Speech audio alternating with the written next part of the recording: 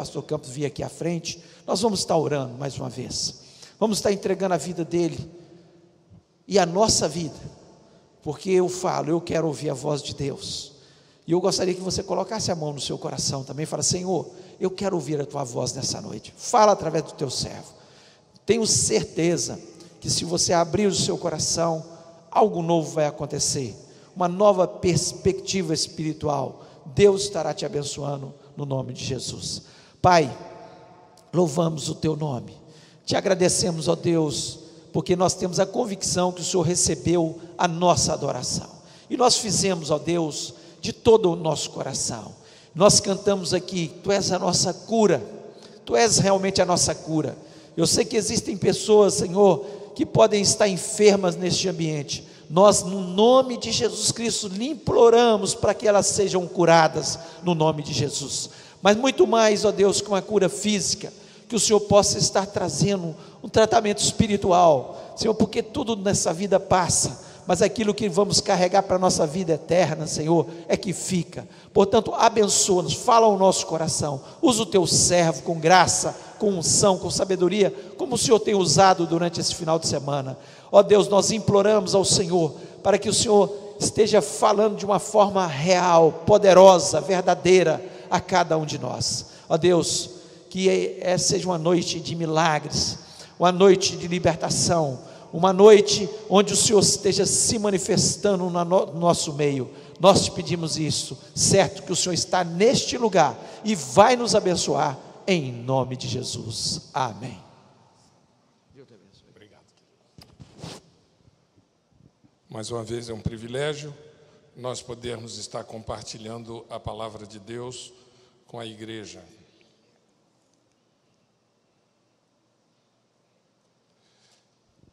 Eu sinto-me sempre privilegiado em ser oriundo da reforma protestante.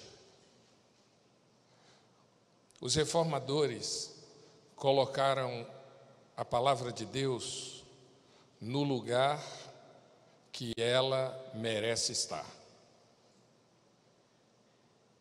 E quando nós, no culto de louvor a Deus, abrimos as Escrituras, nós abrimos com a disposição para ouvir Deus falar. Esse é o nosso propósito. Nós nos conhecemos e somos conhecidos como cristãos. O autor daquele livro que eu trouxe hoje de manhã e apresentei, ele diz que apenas 3 vezes no Novo Testamento você vai encontrar a palavra cristão. E que ele pensa que talvez fosse melhor nós sermos conhecidos como discípulos. Discípulos. Porque discípulo é aquele que vive aos pés do seu mestre com o desejo profundo de conhecer, de aprender. Portanto, amada igreja, quando nós nos reunimos e abrimos as Escrituras Sagradas, nós devemos fazê-lo com temor e tremor, orando para que o Espírito Santo de Deus venha e nos fale. E quando Ele falar, nós temos que ter a disposição para ouvir com o coração e deixar que Ele faça aquilo que precisa ser feito dentro de cada um de nós. E aí, nós sairemos daqui edificados, transformados por aquilo que o Espírito Santo de Deus vai nos dizer.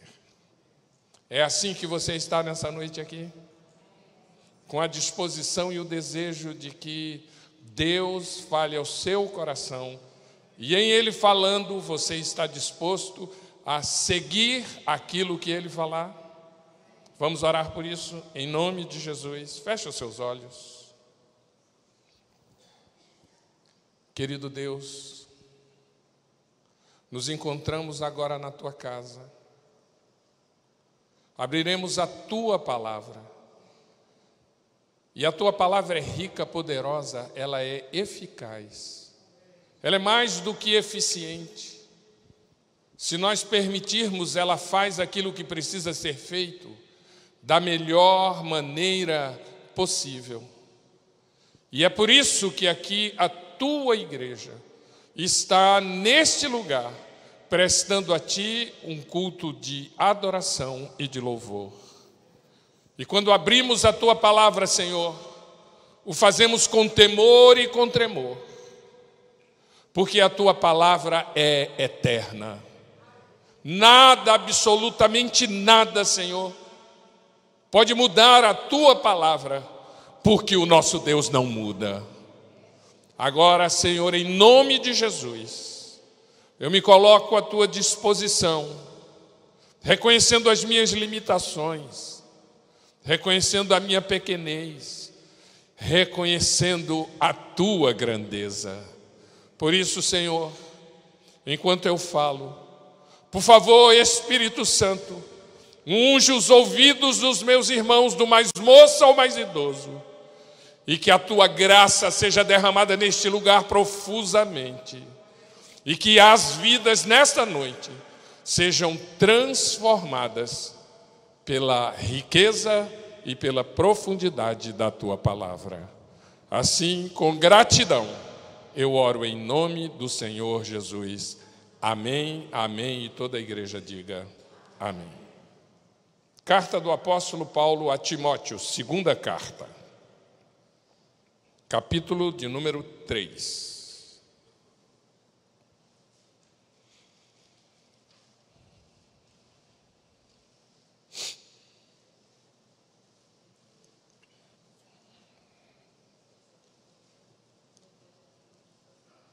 Segunda Timóteo, capítulo 3, nós vamos ler todo o capítulo de número 3 e ainda vamos ler 8 versículos do capítulo de número 4.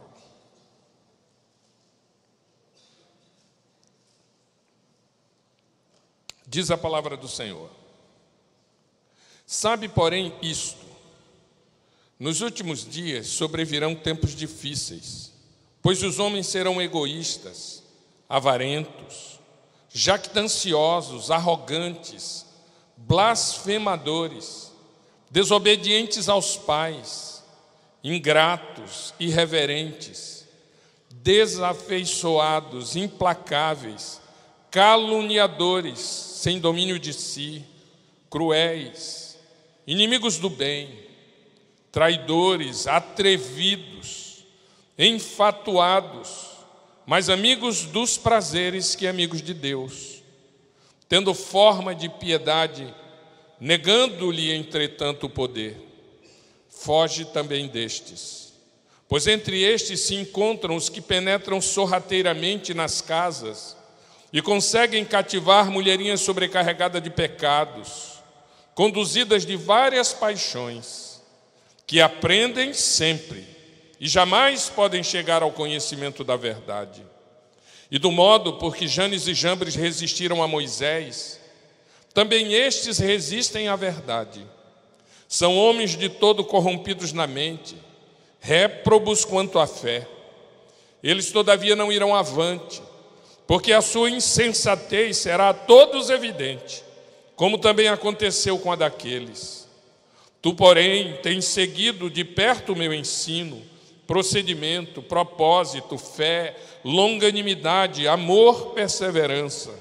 As minhas perseguições e os meus sofrimentos, quais me aconteceram em Antioquia, Icônio e Listra, que variadas perseguições tenho suportado. De todas, entretanto, me livrou o Senhor. Ora, todos quantos querem viver piedosamente em Cristo Jesus serão perseguidos. Mas os homens perversos e impostores irão de mal a pior, enganando e sendo enganados.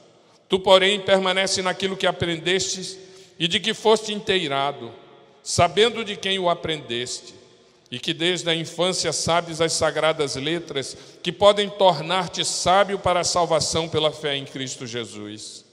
Toda a Escritura é inspirada por Deus e útil para o ensino, para a repreensão, para a correção, para a educação na justiça, a fim de que o homem de Deus seja perfeito e perfeitamente habilitado para toda boa obra. Conjuro-te perante Deus e Cristo Jesus, que há de julgar vivos e mortos pela sua manifestação e pelo seu reino. Prega a palavra, insta, quer seja oportuno, quer não, corrige, repreende, exorta com toda longanimidade e doutrina, pois haverá tempo em que não suportarão a sã doutrina, pelo contrário, cercar-se-ão de mestres segundo as suas próprias cobiças, como que sentindo coceira nos ouvidos. E se recusarão a dar ouvidos à verdade, entregando-se às fábulas. Tu, porém, sê sóbrio em todas as coisas, suporta as aflições, faz o trabalho de um evangelista, cumpre cabalmente o teu ministério. Quanto a mim, estou sendo já oferecido por libação, e o tempo da minha partida é chegado. Combati o bom combate, completei a carreira, guardei a fé. Já agora a coroa da justiça me está guardada, a qual o Senhor, reto juiz, me dará naquele dia, e não somente a mim, mas também a todos quantos amam a sua vinda. Amém, igreja? Esse texto ele foi escrito por Paulo quando ele se encontrava numa masmorra romana. Homem idoso, preso por causa do Evangelho.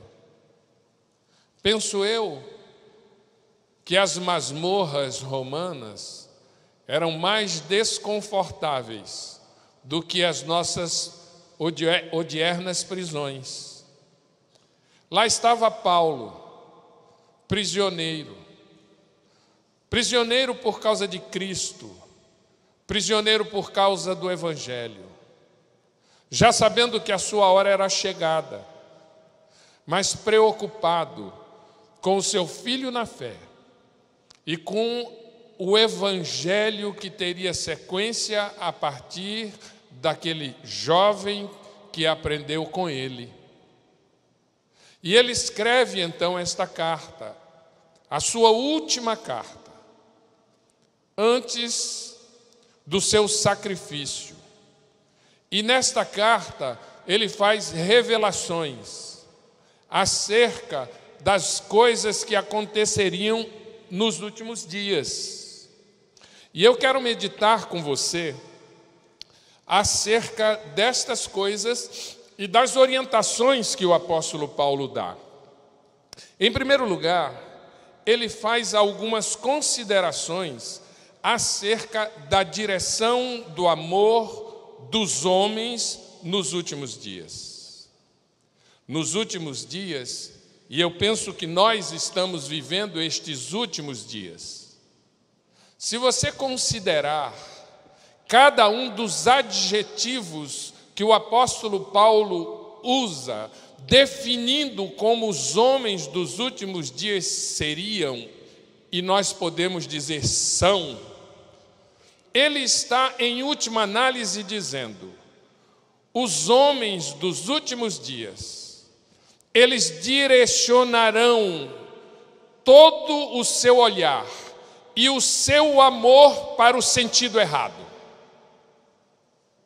Quando Deus, ou quando os homens perguntaram para Jesus qual era o principal mandamento, o que Jesus disse? Amarás ao Senhor teu Deus. Qual é a direção do amor? Para Deus. Qual é a direção do amor, meus amados? Para Deus. E a segunda orientação de Jesus qual foi? Amarás ao teu próximo como a ti mesmo. Mas você já percebeu que ele não disse para a gente amarmos-nos a nós mesmos? Ele não falou isso. Ele falou: ame a Deus e ame ao seu próximo. A medida do amor para o próximo é o amor que você tem por você. Isso é a medida. Mas ele não disse, ame a você. Não. Aliás, os evangelhos, eles apontam para um caminho diferente. Eles apontam para o caminho, quem quer vir após mim, negue-se a si mesmo. Tome o quê? Todo dia. E siga-me. Mas o que Paulo está dizendo? Ele está dizendo que os homens dos últimos dias, eles iriam inverter a lógica de Jesus. Eles não iriam apontar a força do seu amor na direção correta.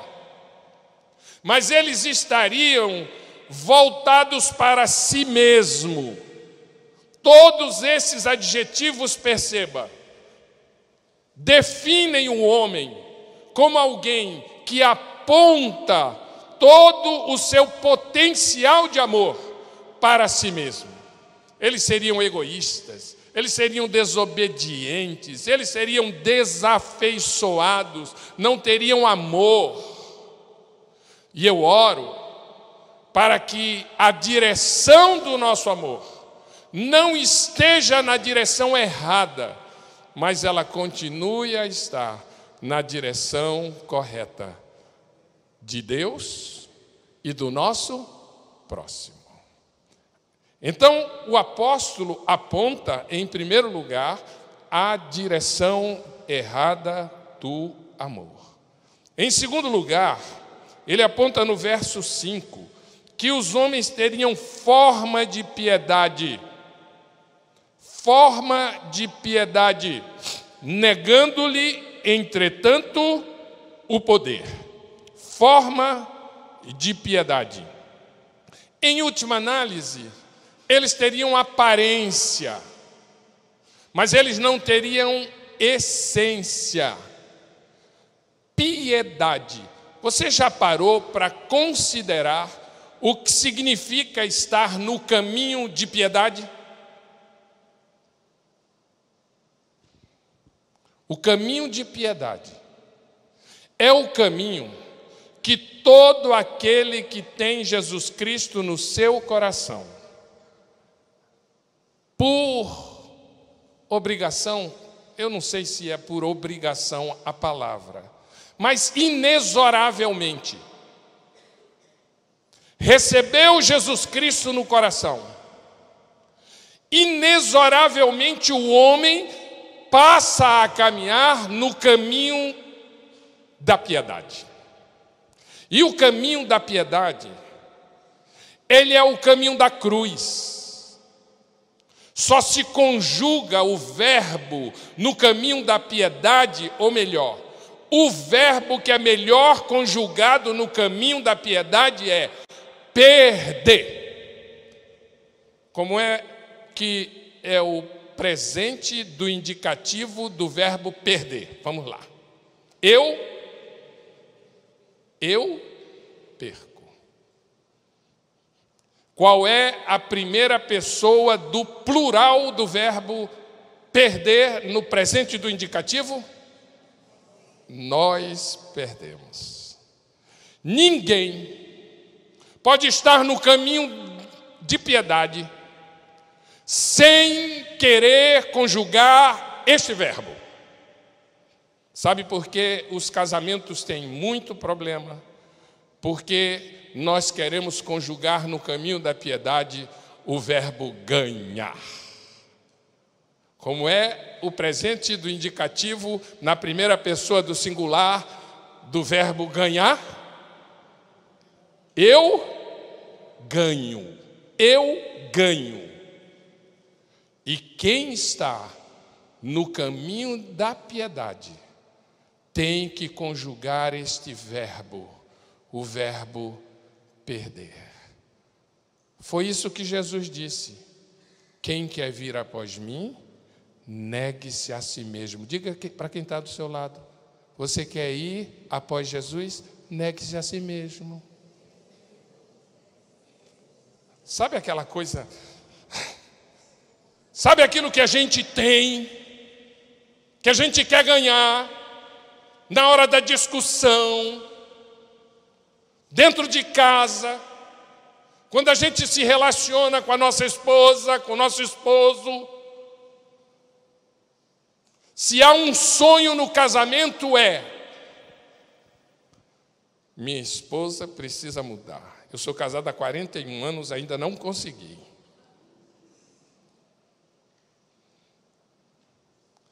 Porque a gente quer estar no caminho da piedade, mas quer ganhar. O apóstolo Paulo nos ensina que ele perdeu. E eu quero dizer a você que quando você perde, quando você morre, a ressurreição vem e você passa a ganhar.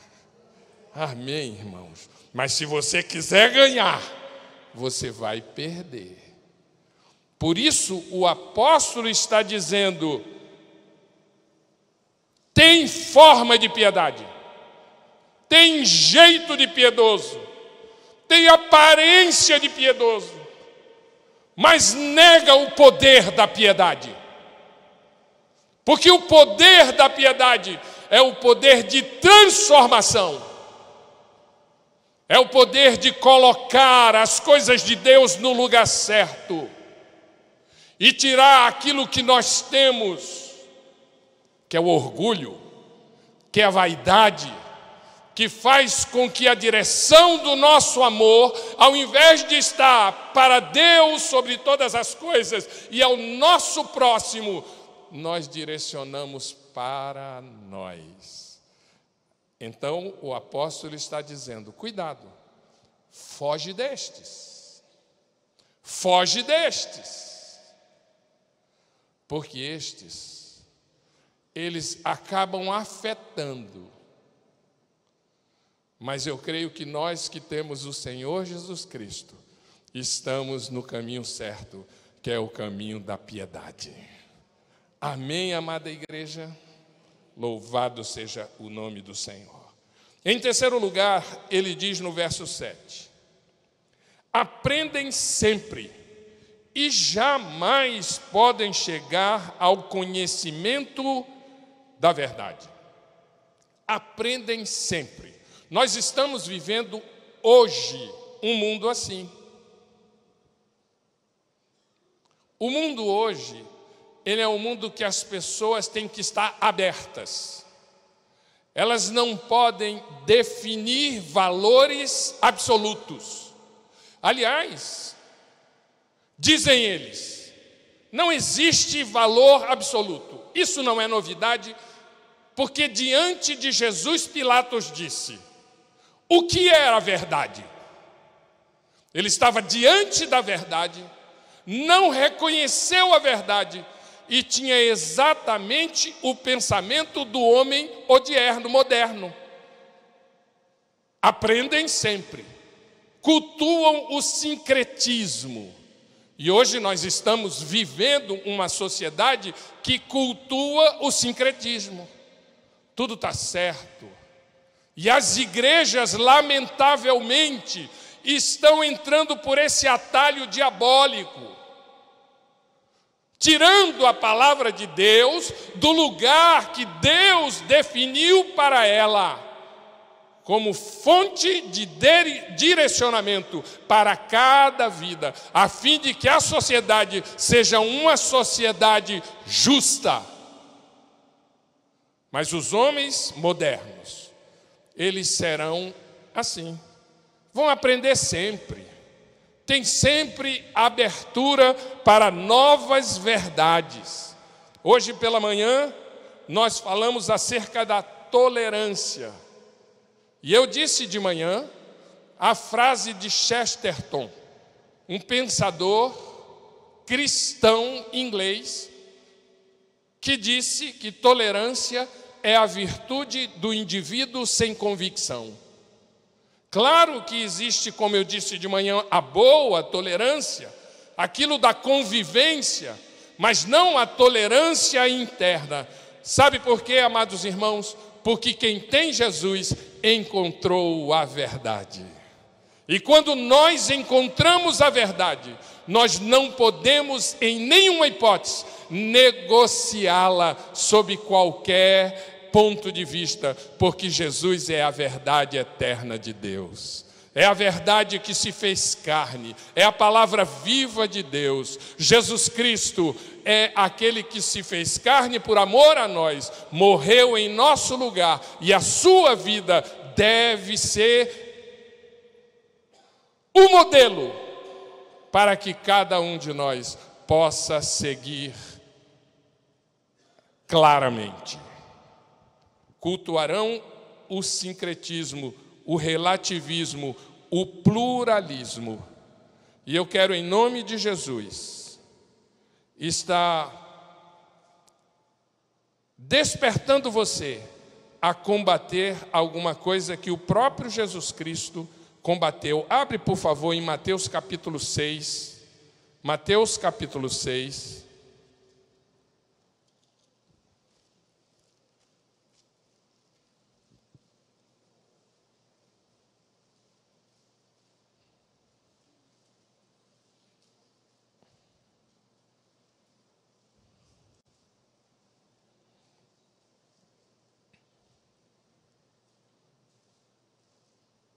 O conselho de Jesus, no Sermão do Monte, está na primeira frase: não vos assemelheis, pois, a eles. Repita comigo: não vos assemelheis, pois, a eles.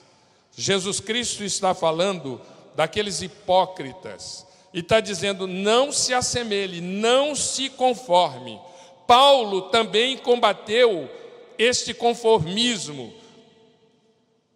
Por favor, abra em Romanos capítulo 12, é um versículo conhecidíssimo. Romanos 12, 1 e 2 diz assim: rogo-vos, pois, irmãos, pelas misericórdias de Deus, que apresenteis o vosso corpo por sacrifício vivo, santo e agradável a Deus, que é o vosso culto racional, e não vos conformeis com este século,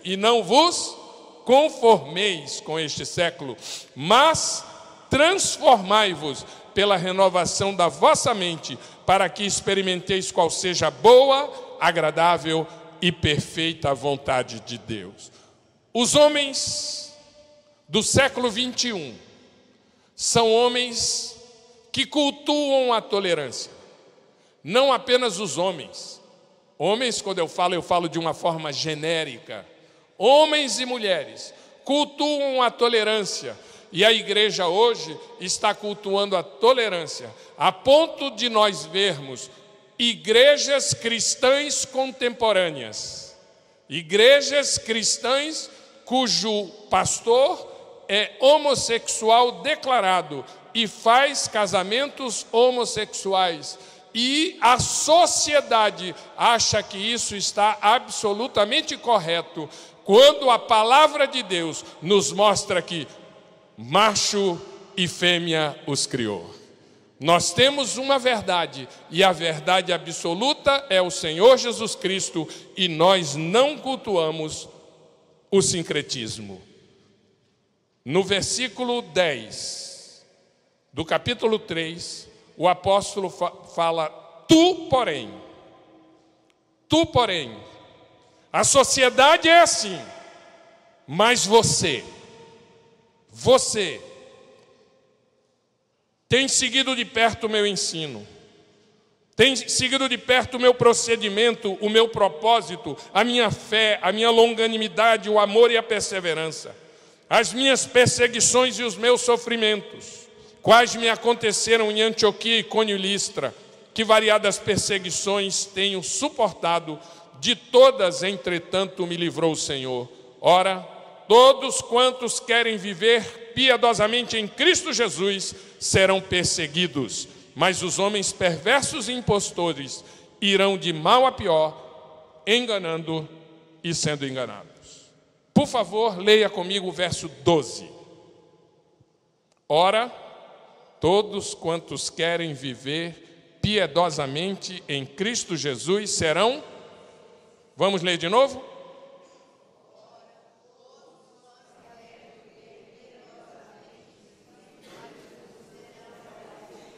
Vamos ler de novo, irmãos?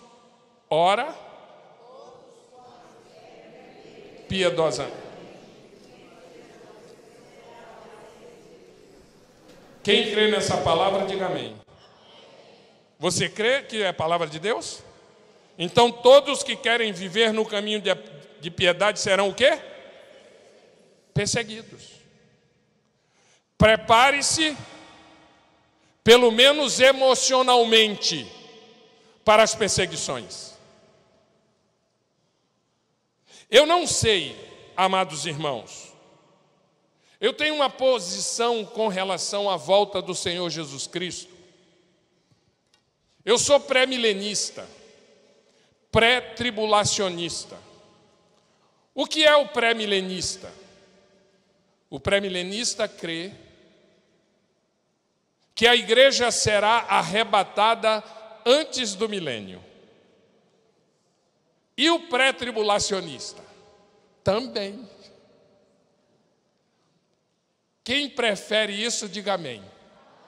Oh, coisa boa! Então nós vamos subir e vai ficar aqui a tribulação. Mas às vezes eu sou midi-tribulacionista. Isto é, a igreja vai passar por um tempo de tribulação.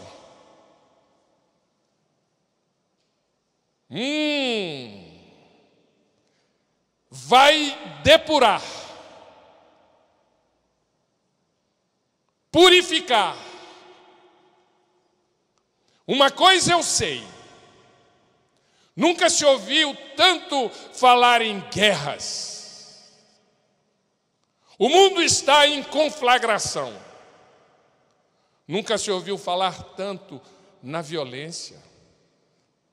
A violência está absolutamente desenfreada. Desamor. As pessoas hoje, para roubar um celular, primeiro matam. Isso é um indicador. Quando você lê Mateus capítulo 24, você percebe claramente que as palavras de Jesus estão se cumprindo hoje. Jesus Cristo está às portas. E a igreja deve preparar-se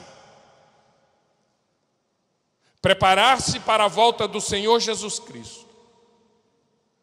E quando eu vejo, amados irmãos, que o Senhor Jesus Cristo está às portas, eu sei que o anticristo, conforme as Escrituras, ele vai estar governando.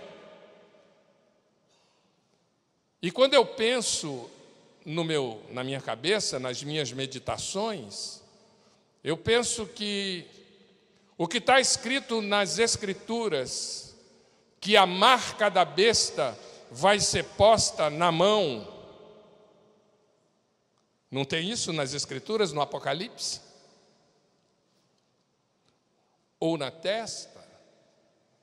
Mas eu percebo que nós já temos tecnologia, e nós temos visto isso nos Facebooks, nos YouTubes da vida, tecnologia para colocar o chip nas pessoas. E isto, com certeza, vai resolver algumas questões. É como se o diabo já tivesse preparando o mundo para esta conflagração final. E se nós realmente formos passar pela tribulação, pelo menos um período, devemos estar emocionalmente preparados, porque aquele que assim não estiver, vai negar o Senhor. E é por isso, queridos irmãos, que vem o recado de Deus. Todo aquele que quer viver piamente no Senhor Jesus Cristo sofrerá perseguições. Paulo foi perseguido, suportou as perseguições.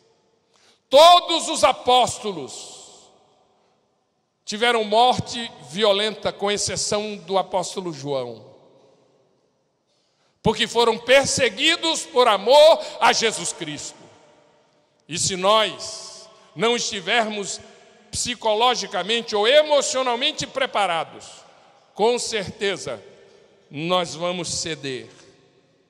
Atenta para isso.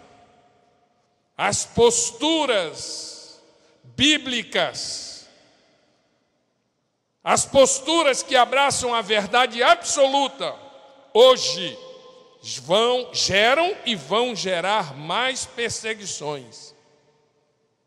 Dizem os estudiosos que a sociedade judaico-cristã está em colapso.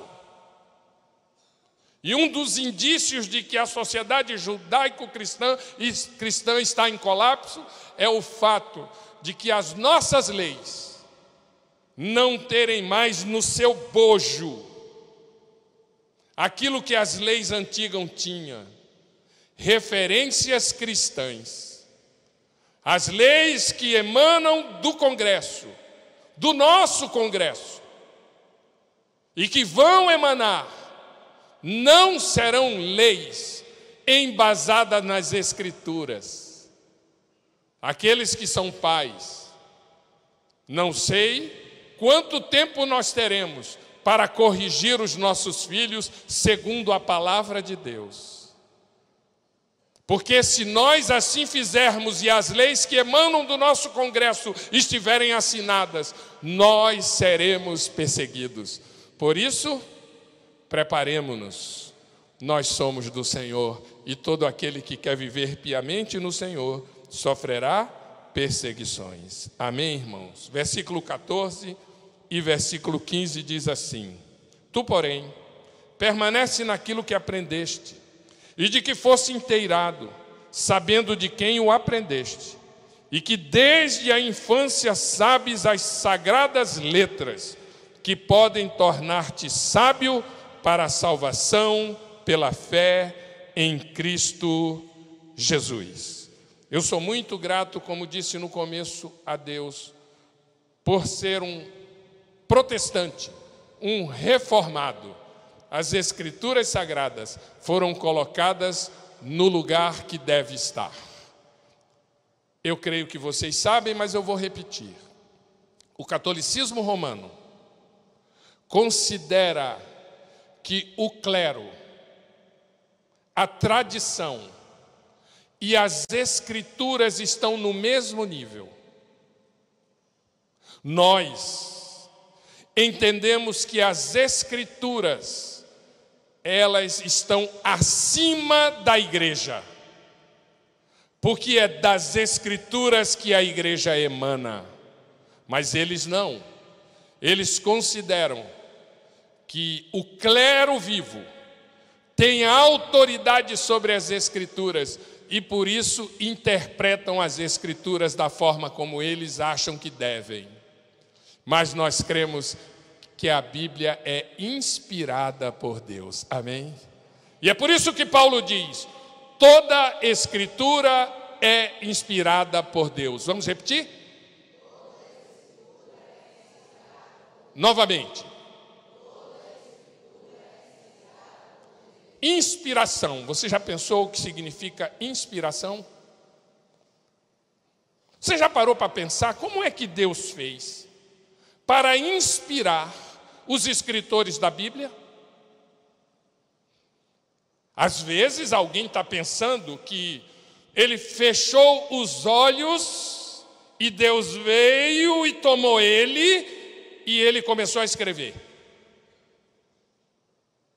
Isso não é inspiração, isso é o quê? Psicografia. Já ouviu falar em psicografia? Alguém já viu um médium escrever? Ele fecha os olhos, ele é tomado por um espírito maligno e ele escreve. E ele escreve de olhos fechados. Deus não faz assim. Tanto não faz assim, que os livros têm diferença. Quando você lê o livro de Lucas, qual era a profissão de Lucas? Médico. O livro de Lucas, ele é escrito e demonstra que quem o escreveu não era um iletrado. Quando você lê o Evangelho segundo João, você percebe que João, ele era quem ele era, um pescador. Porque Deus é assim. Deus inspira, Deus não toma ninguém e lhe tira a sua personalidade. Então, eu estou dizendo isso para você, para lhe dizer que para que você leia a Bíblia, você precisa da mesma inspiração, a fim de que entenda a inspiração que inspirou os escritores. Você não pode ler a Bíblia, apenas ler como se você estivesse lendo um livro qualquer, porque a Bíblia não é um livro qualquer. A Bíblia é a palavra de Deus. Deus inspira hoje? Sim ou não? Inspira hoje. Como Ele inspirou os escritores, Ele inspira. Ele não vai tirar a nossa personalidade, porque Deus é assim. Ele nos criou desta maneira, mas Ele vai nos inspirar para que nós possamos, ao ler a palavra de Deus, saber qual é o seu querer, saber qual é a sua vontade. Atenta para isto. Verso 16 e 17 diz: toda a Escritura é inspirada por Deus e é útil. É útil. Por favor, amados irmãos, a Escritura é útil para o quê? Para o ensino. É útil para quê mais? Repreensão. Quem gosta de ser repreendido aqui, diga amém.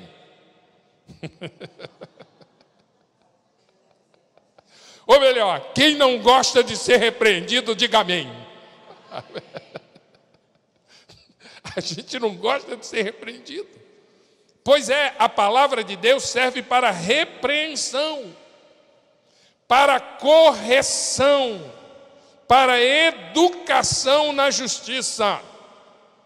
Quem quer ser perfeitamente habilitado para toda boa obra, diga amém.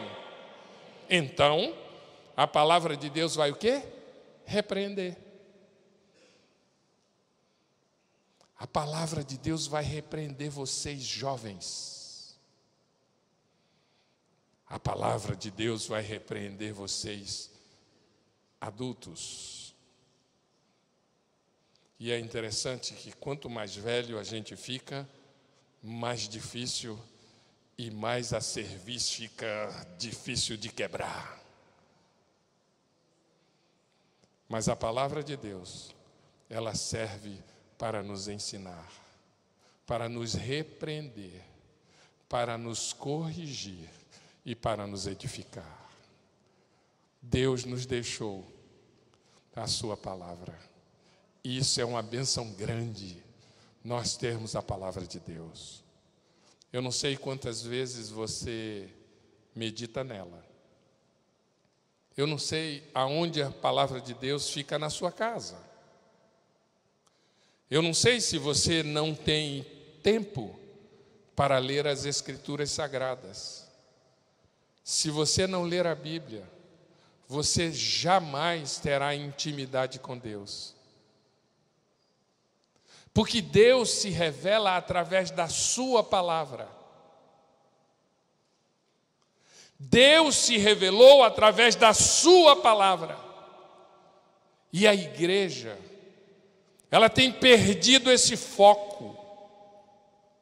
A grande maioria abre a Bíblia apenas quando vem ao culto. A grande maioria não tem momentos de meditação e de busca da inspiração de Deus para que a palavra venha e lhe corrija, e lhe ensine, e lhe edifique. A palavra de Deus, ela precisa ser colocada no lugar que ela merece, dentro do nosso coração, porque sem ela nós não teremos intimidade com este Deus. E quando nós não temos intimidade com Ele, a nossa paixão, ela deixa de existir. E aí, queridos, a gente vive, como eu disse ontem, nós vivemos apenas por compromisso.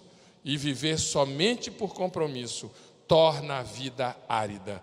Por isso, apaixone-se por Deus, conhecendo a sua palavra e buscando intimidade com Ele. E aí, quando você vem à igreja, você vem apaixonadamente e você diz com Davi: alegrei-me quando me disseram, vamos à casa do Senhor. Alegrei-me quando me disseram, vamos à casa do Senhor. As Escrituras Sagradas, elas são úteis. E o apóstolo diz para o seu filho na fé: apega-te a ela.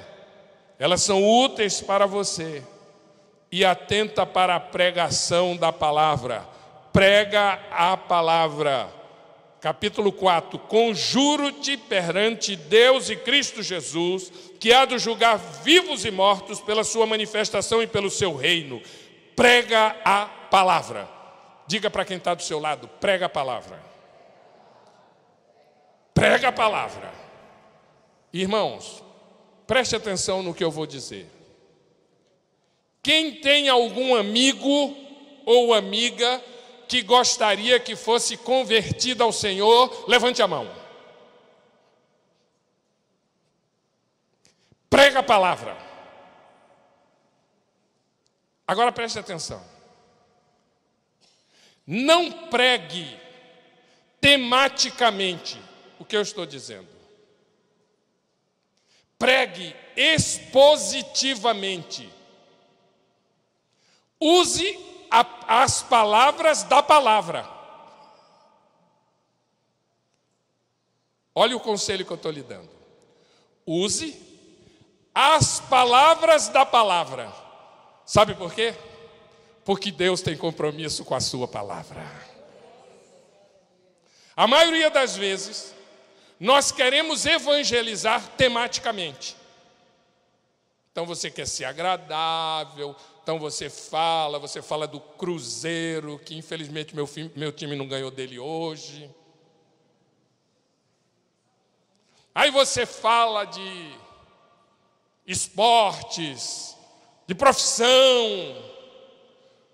Mas, irmãos, Deus tem compromisso com a sua palavra. E aquilo que está na palavra de Deus é a verdade. Amém, irmãos? E aí, quando você for evangelizar alguém, escolhe um versículo próprio e use a palavra de Deus. Então, quando eu digo prega a palavra, eu estou dizendo, pregue a palavra. E isto vai tornar a sua pregação muito mais eficaz. Prega a palavra. Insta, quer seja oportuno, quer não. Corrige, repreende, exorta com toda longanimidade e doutrina. Pois haverá tempo em que não suportarão a sã doutrina, já chegou. Pelo contrário, cercar-se-ão de mestres segundo as suas próprias cobiças, como que sentindo coceiras nos ouvidos, e se recusarão a dar ouvidos à verdade, entregando-se às fábulas. Nós temos visto hoje no meio evangélico o surgimento de doutrinas e mais doutrinas falsas, mas são boas de serem escutadas, ouvidas. Mas graças a Deus, porque esta igreja é uma igreja sadia, e é uma igreja que tem a palavra de Deus sendo pregada a partir do púlpito, segundo as Escrituras Sagradas, e isto alcança o coração dos homens, porque Deus está comprometido com a sua palavra. Pregue a palavra, e mais, Faça isso o mais rapidamente possível, porque o tempo está abreviando-se. E por fim, Paulo diz: quanto a mim, estou sendo já oferecido por libação, e o tempo da minha partida é chegado. Combati o bom, completei guardei já agora. A coroa da justiça me está guardada, a qual o Senhor reto juiz me dará naquele dia, e não somente a mim, mas também a todos quantos amam a sua vinda. Tem uma coroa destinada para aqueles que amam a vinda do Senhor. Quem canta Maranata, a hora vem, Senhor Jesus? Maranata, a hora vem, Senhor Jesus. Quem ama a vinda do Senhor Jesus, terá uma coroa. Eu confesso a você que eu fico curioso para saber, que distinção é esta? Não sei. Será uma distinção de acesso? Talvez. Paulo foi arrebatado até o terceiro céu. Existe pelo menos primeiro e segundo, porque ele foi arrebatado até o terceiro céu. Não sei que distinção é esta, mas aqueles que amam a vinda do Senhor Jesus, tudo fazem, preparando a sua própria vida e a vida daqueles que o cercam para a volta do Senhor Jesus. Ele está voltando, igreja. Jesus Cristo está voltando. E nós, como igreja, não podemos estar dormindo como aquelas virgens. Nós precisamos estar despertos. Os sinais aí estão indicando que a volta do Senhor Jesus vai acontecer. Se nós vamos antes da grande tribulação, se nós vamos antes do milênio ou não, isso é de só menos importância. Eu particularmente gostaria que nós subíssemos, e aí quando nós estivéssemos com o Senhor, aqui a última semana de Daniel iria acontecer. A grande tribulação iria acontecer. E nós voltaremos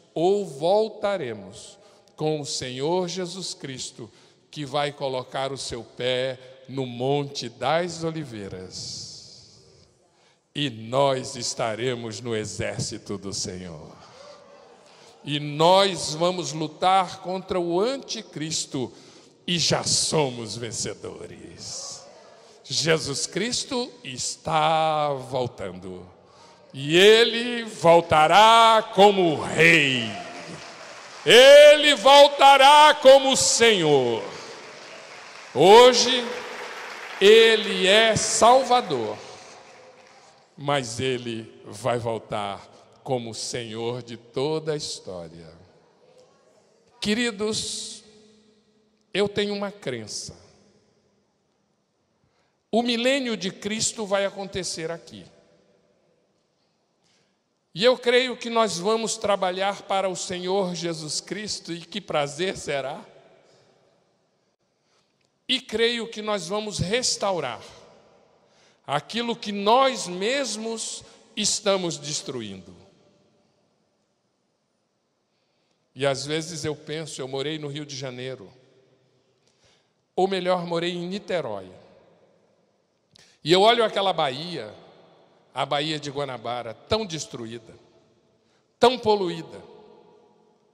E às vezes eu quero entrar na fila para, no milênio, trabalhar para o Senhor, despoluindo a Baía de Guanabara. Nós vamos trabalhar para Jesus. E isto é certo. E Ele vai voltar. E nós vamos reinar para todo sempre com o Senhor. Amém? Ele veio como cordeiro mas Ele é o leão da tribo de Judá. Que o Senhor nos abençoe e que nós possamos estar firmados, sabendo que o mundo está colocando a sua direção, ou a direção do seu amor, no encaminhadamente errado. Mas nós vamos amar a Deus sobre todas as coisas e ao nosso próximo como a nós mesmos.